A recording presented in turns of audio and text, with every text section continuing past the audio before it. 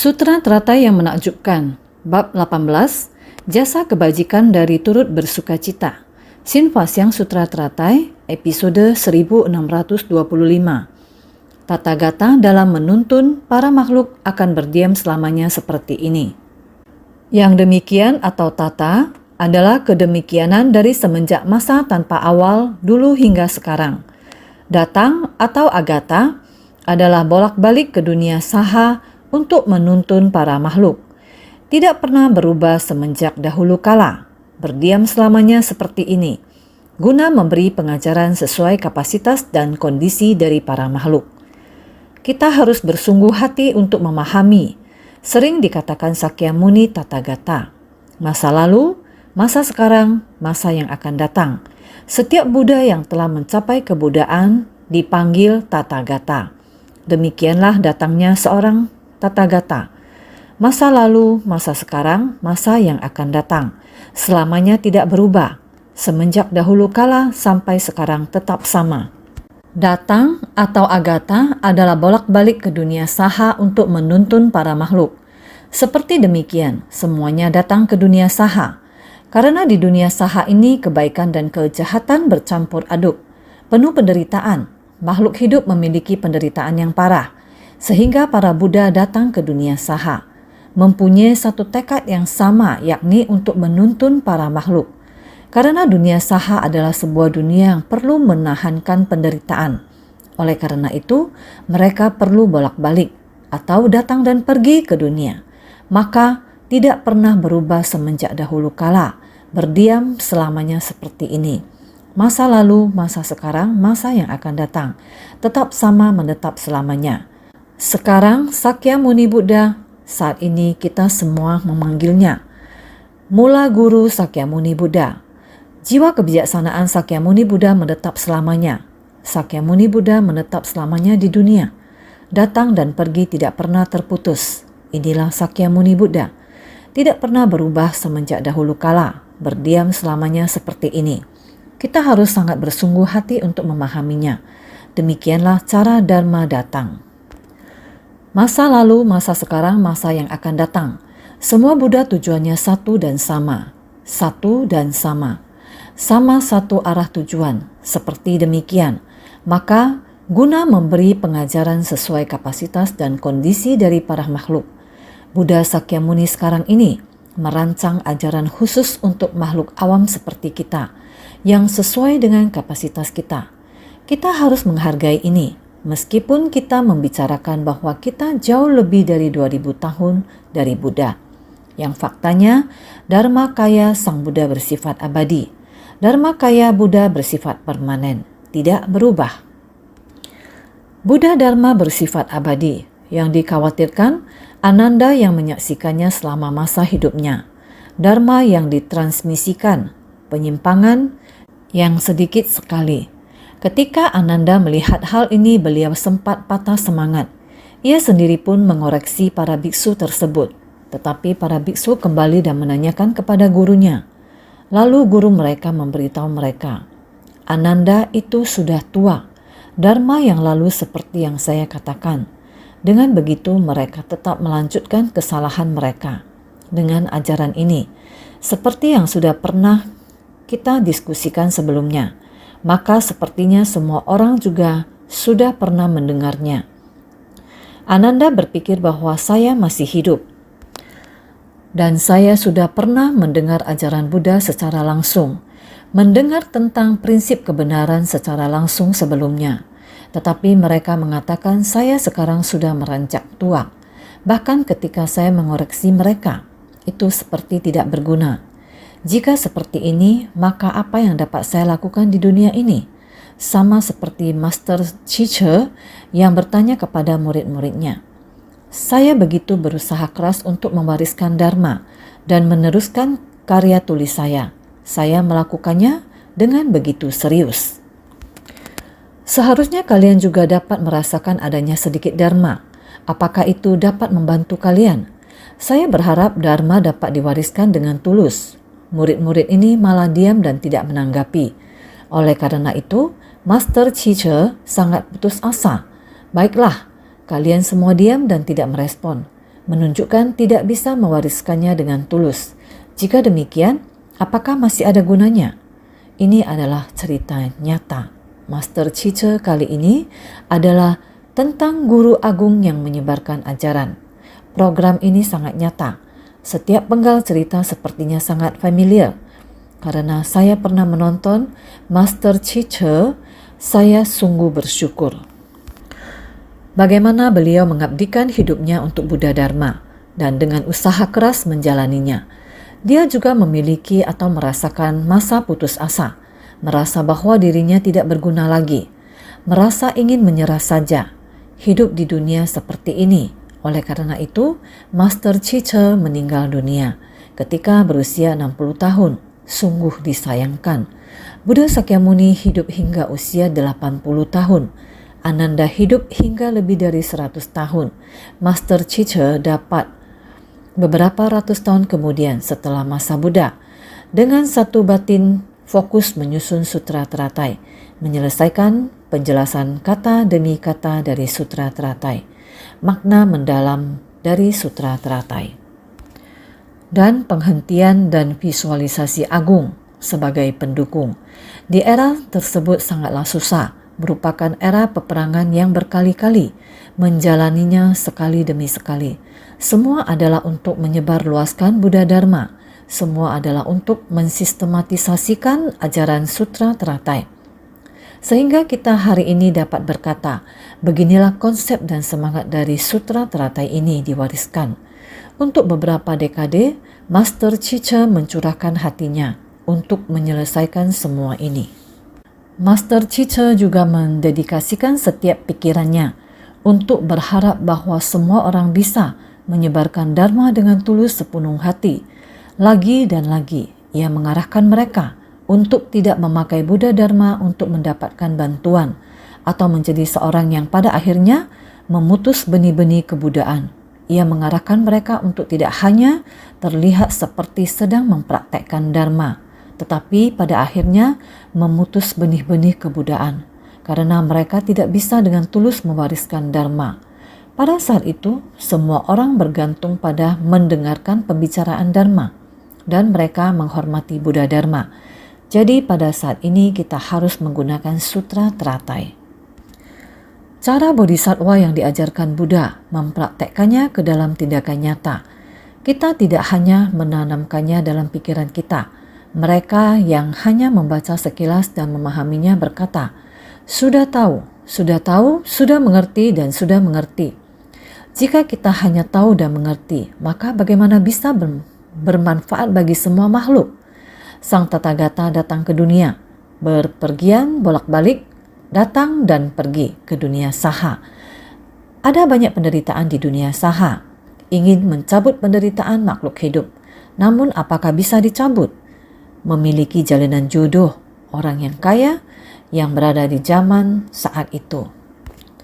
Raja, menteri, rakyat yang sangat bersungguh hati, banyak sekali kendala pada saat itu.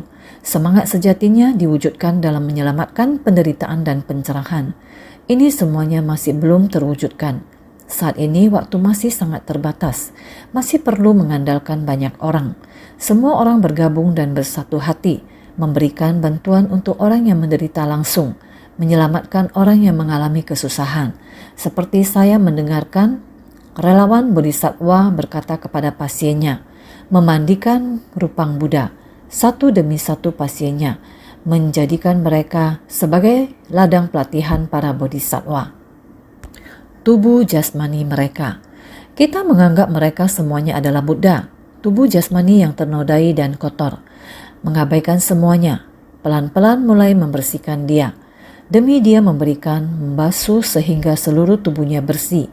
Mendengar bahwa tim Chechen, komite pria, membersihkan hingga 3 orang.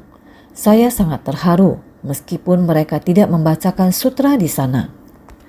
Namun ada di dalam sutra. Untuk menyelamatkan semua makhluk hidup dari penderitaan, sutra ini tidak hanya dengan dibacakan, tetapi diterapkan langsung atau berinteraksi dengan manusia untuk membebaskan penderitaan dan sebagainya. Bukan hanya menolong orang di sekitar kita, tetapi juga di tempat yang sangat jauh, di negara lain. sampai ke ujung dunia. Selama di sana ada orang yang membutuhkan bantuan, kita harus mengumpulkan orang-orang di sekitar kita atau untuk membantu mereka. Jika kekurangan relawan, maka walaupun dari tempat yang jauh, orang yang memiliki konsep spiritual yang benar akan mendedikasikan diri mereka di tempat tersebut.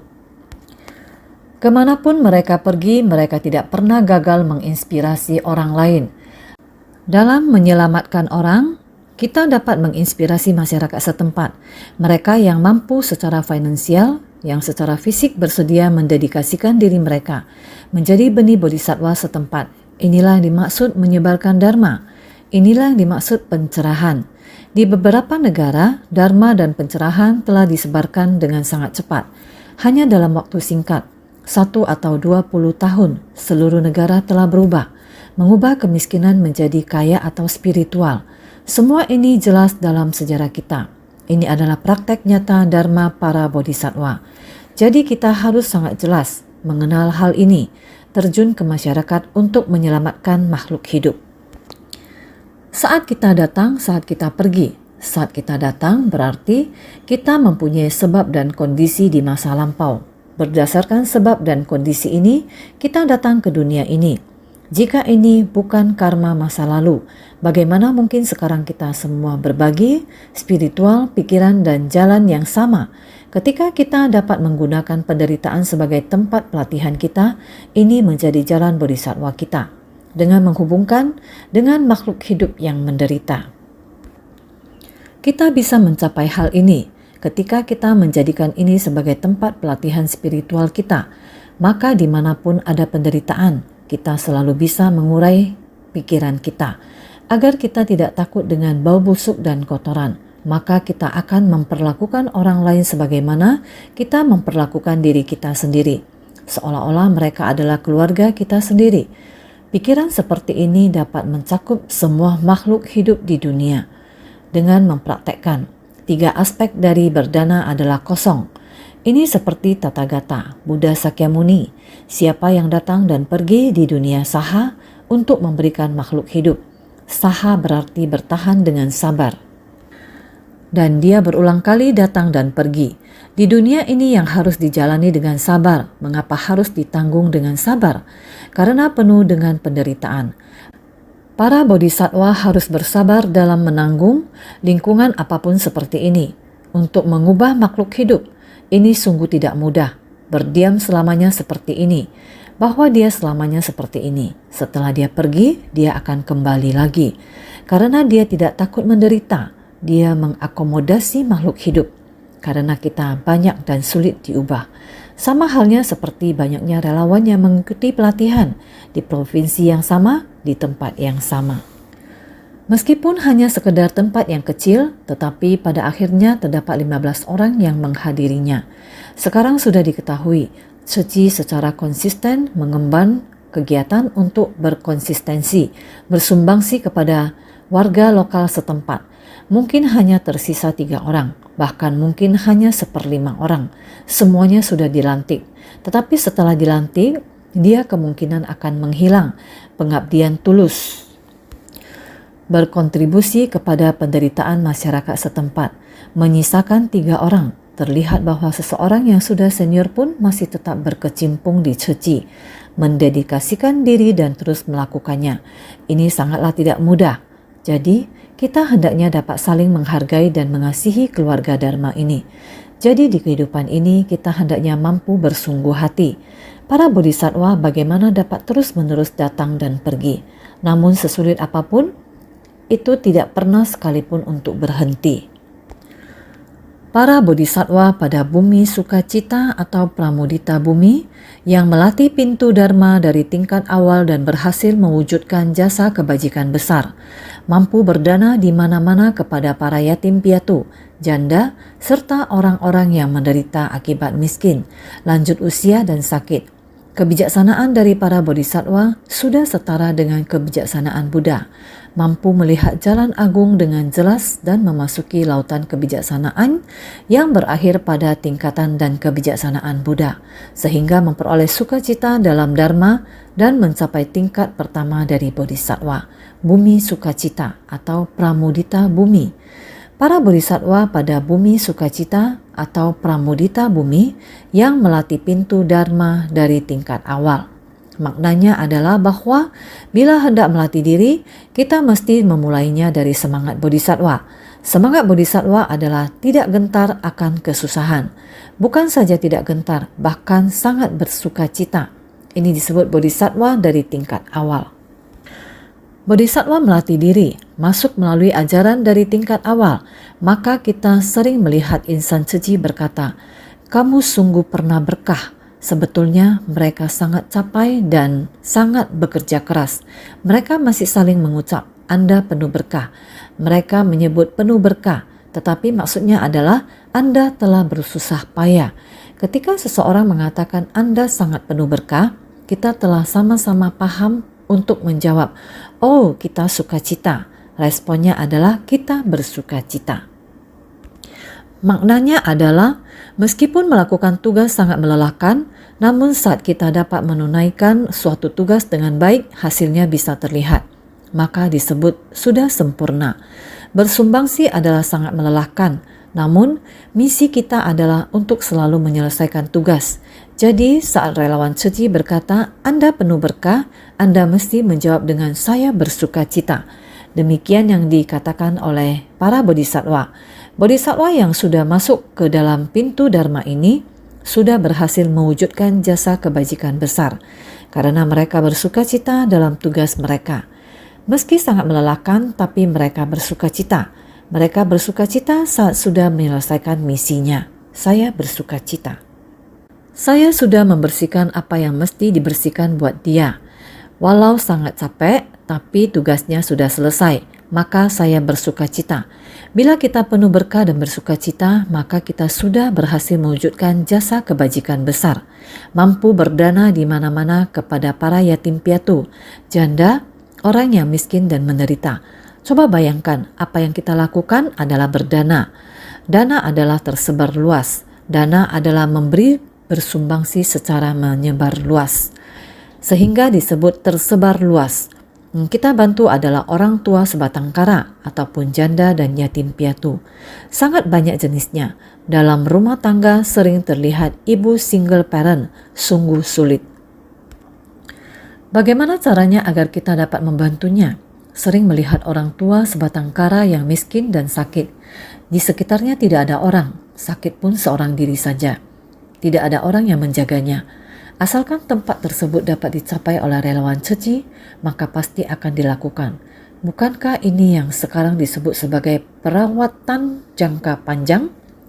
Sering memberikan perhatian kepadanya, sering merawatnya. Inilah yang disebut kebijaksanaan dari para bodhisattva. Sudah setara dengan kebijaksanaan Buddha. Kita harus belajar ajaran Buddha. Sama seperti ini, dapat merasakan kondisi para makhluk, merasakan penderitaan yang dirasakan para makhluk.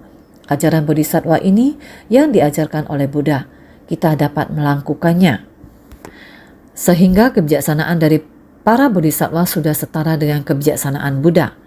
Sang Buddha ingin melakukan seperti ini dan tidak dapat melakukannya. Terlebih adalah mampu melihat jalan agung dengan jelas.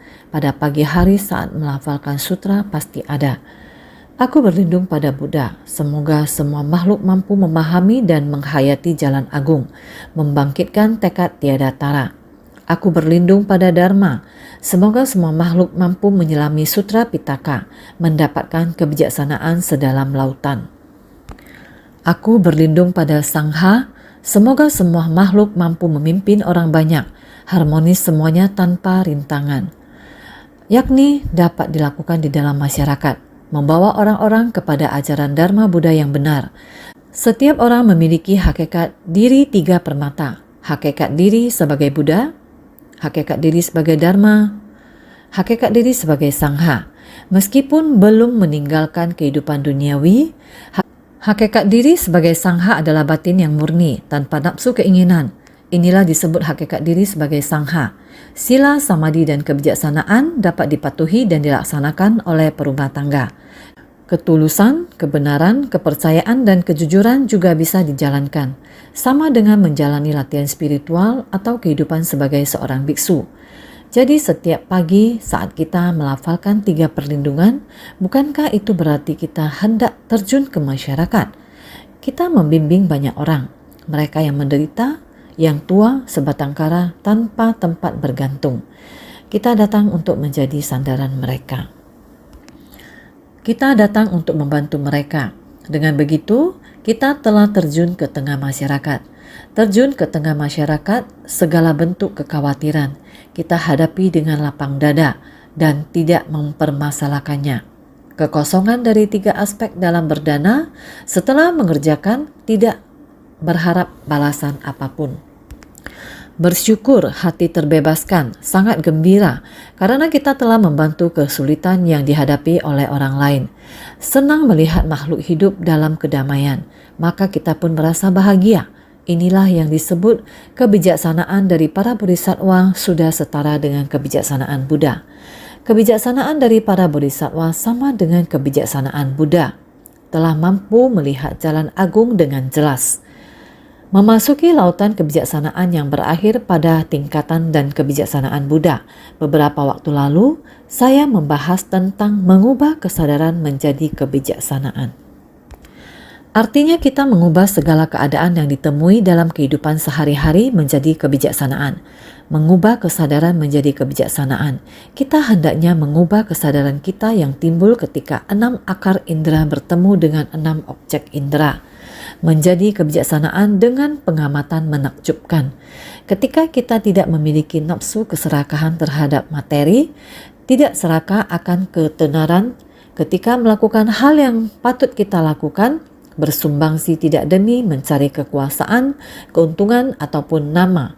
Kita akan membantu orang lain sambil mengungkapkan rasa syukur. Ketika kita melakukannya dengan hati penuh sukacita, ini adalah kebijaksanaan dengan pengamatan menakjubkan. Hanya dengan melakukan ini, barulah kita bisa mencapai kebijaksanaan terhadap kesetaraan dalam sifat hakiki dan kebijaksanaan agung cermin sempurna. Jadi setingkat demi setingkat kita sudah mulai melakukannya. Jadi kalau kita bisa bersungguh hati, kita bisa mencapai kebijaksanaan dengan kegiatan tak terbatas, kebijaksanaan dengan pengamatan menakjubkan, kebijaksanaan terhadap kesetaraan dalam sifat hakiki, dan kebijaksanaan agung cermin sempurna. Kebijaksanaan seperti ini bisa membantu kita memasuki lautan kebijaksanaan yang berakhir pada tingkatan dan kebijaksanaan Buddha. Artinya kita memiliki kebijaksanaan agung cermin sempurna sehingga memperoleh sukacita dalam dharma. Dengan demikian ketika kita melihat para makhluk terselamatkan, kita pun merasakan sukacita. Sama seperti di Myanmar, kita membantu mereka pada tahun 2008 ketika terjadi banjir besar. Kita membantu beberapa petani miskin untuk membantu mereka melewati kesulitan tersebut. Benih padi dibagikan kepada mereka. Mereka bekerja keras dan bisa melunasi hutangnya, membesarkan dan menyekolahkan anaknya. Banyak di antara mereka yang sudah lulus kuliah sekarang. Topi toga dipakai di kepalanya. Foto yang telah diambil selalu bersyukur. Jika bukan sedikit bantuan tersebut, jika tidak memperbaiki kehidupan mereka, tidak ada hutang, bahkan bisa menabung. Juga bisa membesarkan dan menyekolahkan anak mereka. Membuat anak-anak mereka lulus kuliah. Masing-masing mempunyai pekerjaan yang baik. Bukankah ini membuat kita sukacita? Oh, sangat sukacita. Sukacita apa? Itu kan bukan anakmu.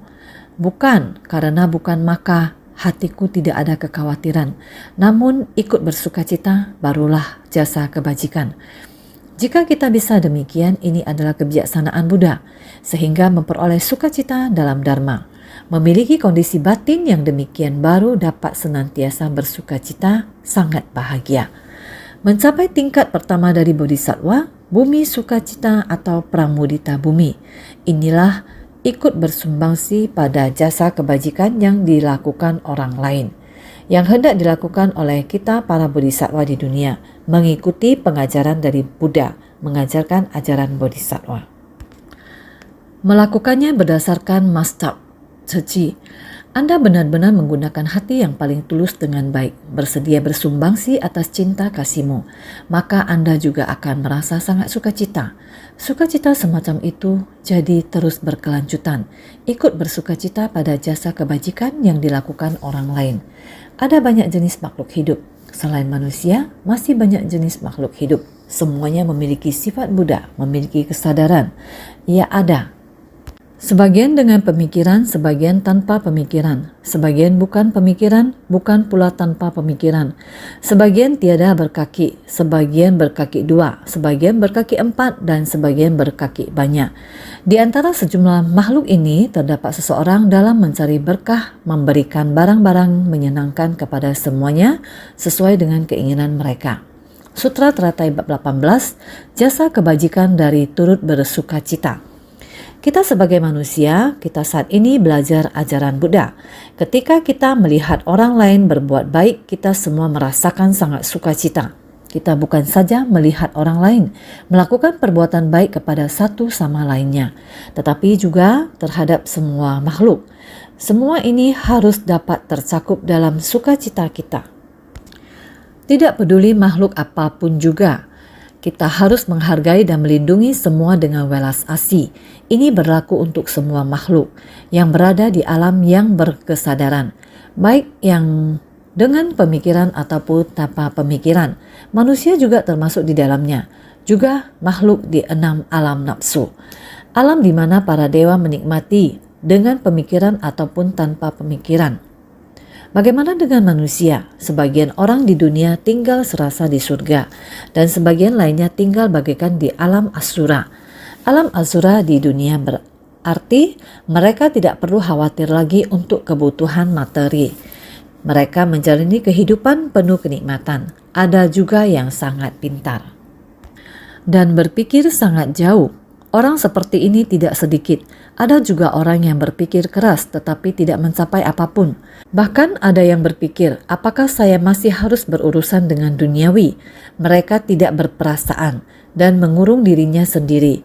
Mereka tidak peduli dengan urusan duniawi, juga tidak mau berpikir banyak tentangnya. Sebagian bukan demikian. Sebagian bukan pemikiran, bukannya tidak memikirkan, tetapi memikirkannya secara sangat halus atau teliti, akan tetapi tidak dapat melakukannya. Ataupun memiliki pemikiran, memikirkan bagaimana caranya untuk membantah. Semua ini tidaklah benar. Dunia juga ada orang yang seperti ini, bukan pula tanpa pemikiran. Sebagian bukan pemikiran ini, bukan pula tanpa pemikiran. Semua hal ini ada di dunia. Semua kategori manusia yang demikian, kondisi batin yang demikian. Tidak peduli bagaimana kondisi batinnya. Yang paling penting dan yang perlu kita ketahui adalah bahwa terdapat segala kategori kehidupan di dunia. Sebagian tiada berkaki, sebagian berkaki dua, sebagian berkaki empat, dan sebagian berkaki banyak. Di antara semua jumlah makhluk ini, asalkan terdapat di dalam kategori makhluk, terutama ras manusia, ingin mencari berkah, saya mau menjaga yang ini. Saya menyayangi mereka, tetapi saya mau mencari nafkah. Terdapat seseorang dalam mencari nafkah sesuai dengan keinginan mereka. Ataupun ada orang yang ingin mencari atau memohon pada saya.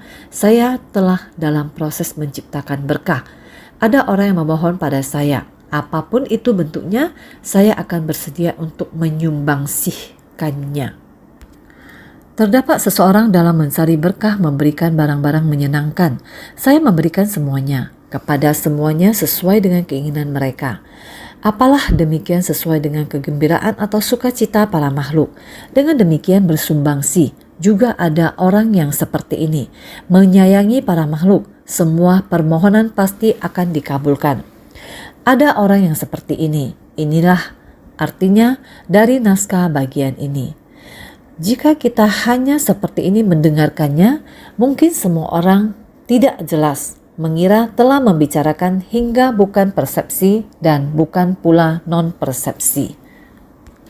Sebenarnya di alam manusia ada kategori orang demikian, pemikiran dan konsep pemikirannya. Kita mesti sangat bersungguh hati untuk menghayatinya. Selanjutnya, bagaimana naskah sutra ini mengatakan? Kepada masing-masing makhluk ini diberikan benda-benda berharga yang memenuhi seluruh Jambudvipa, berupa emas, perak, lapis lazuli, batu akik, batu karnelian, batu koral, batu amber, dan segala jenis benda berharga lainnya yang menakjubkan. Sutra Teratai bab 18, jasa kebajikan dari turut bersukacita. Setiap makhluk ini memberikan banyak benda-benda berharga. Jambudvipa adalah nama lain dari dunia kita ini. Nama lainnya adalah dunia saha yang perlu menahankan penderitaan. Nama lainnya adalah Jambudvipang, karena di bumi ini tumbuh satu pohon besar. Pohon ini sangat-sangat besar. Saat matahari menyinari, pohon ini dapat menaungi bayangan. Orang-orang dapat berlindung di bawah bayangan pohon ini. Saat matahari terbenam dan bulan bersinar, pantulan dari bayangan pohon terlihat di bulan. Saat bumi dan bulan berhadapan. Tepat saat bulan purnama. Ketika kita perhatikan dengan sesama, kita dapat melihat dengan jelas ada bayangan pohon di sana. Ini adalah bayangan pohon Jambudvipa. Oleh karena itu di dunia ini juga disebut dengan Jambudvipa. Inilah dunia saha ini. Lokasi Jambudvipa ada di mana? Ada di benua selatan. Kepada masing-masing makhluk ini diberikan benda-benda berharga yang memenuhi seluruh Jambudvipa. Artinya mampu memenuhi seluruh benua selatan Jambudvipa.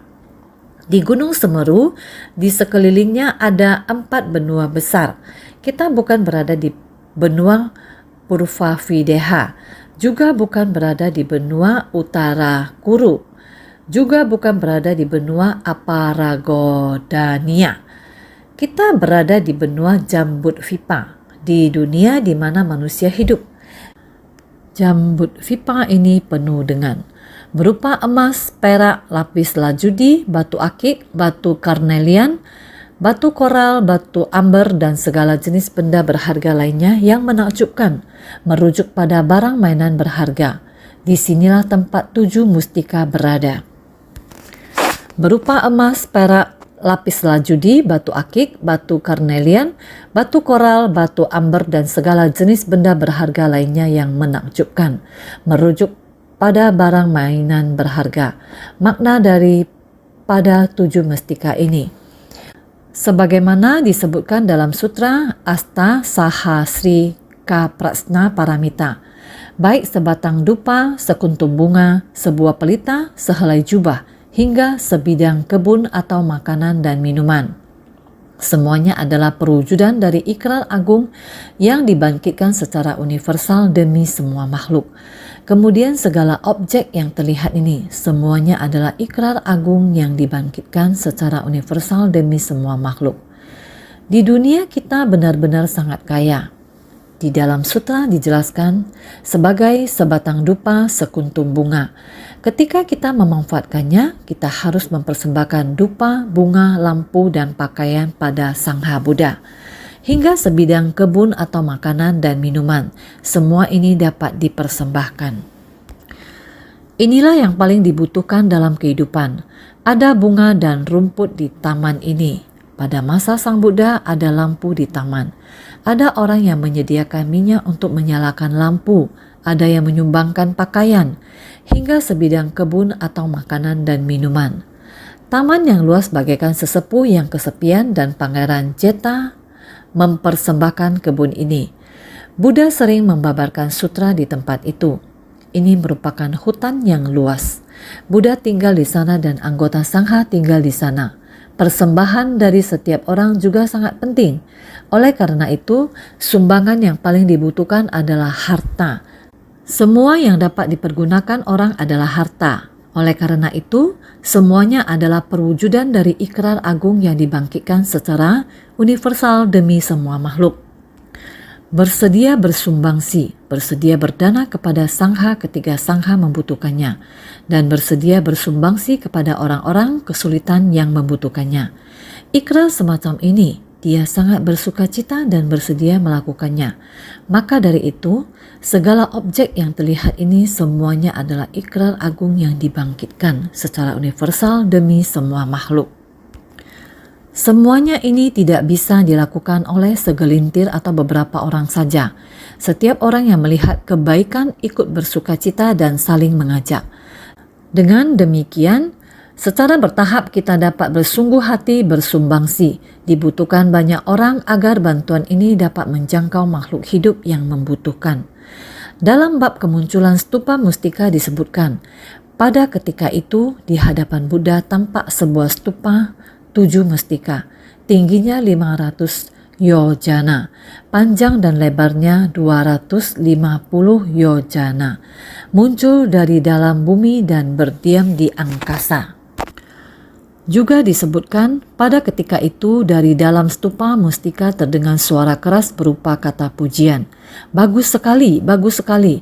Bhagawan Sakyamuni dapat menggunakan kebijaksanaan besar nan setara untuk mengajarkan ajaran Bodhisattva, dilindungi dan diingat selalu oleh para Buddha.